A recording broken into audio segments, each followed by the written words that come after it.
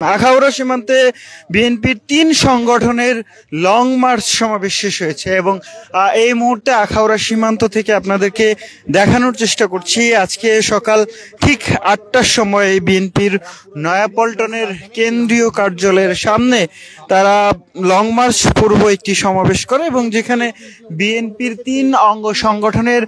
Senior নেতৃত্ববৃন্দ এবং কেন্দ্রীয় নেতৃত্ববৃন্দ কিন্তু সেখানে বক্তব্য রাখেন এবং সেই বক্তব্যের পর তারা আখাউড়া সীমান্তে এসে তারা এই সমাবেশ করেছে এবং সেই সাথে এই লং মার্চটি ঢাকা টু আগরতলার উদ্দেশ্যে তারা এসেছিলেন। এই মুহূর্তে আমরা যদি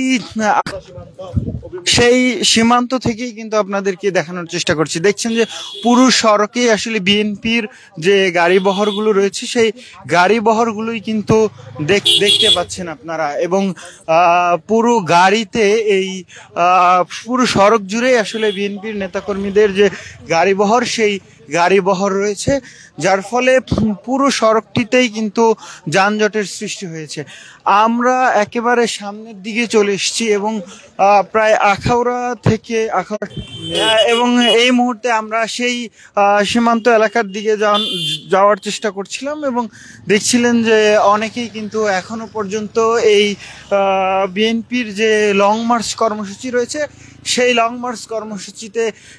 যাচ্ছিলেন। দর্শক, যেমনটা আসলে বলছিলাম যে আজকে বিএনপির ৩ অঙ্গ সংগঠন আমি নেই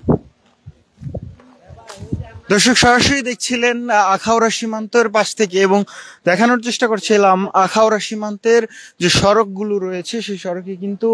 এখনো পর্যন্ত মানুষ রয়েছে এবং যদি জানানোর চেষ্টা করি বর্ডার গার্ড বাংলাদেশ বিজিবির এটি ক্যাম্প এবং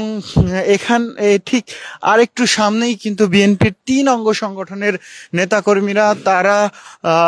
এই সীমান্তের পাশেই লং মার্চ কর্মসূচি করেছে এবং এই কর্মসূচি থেকে আখাউড়া যে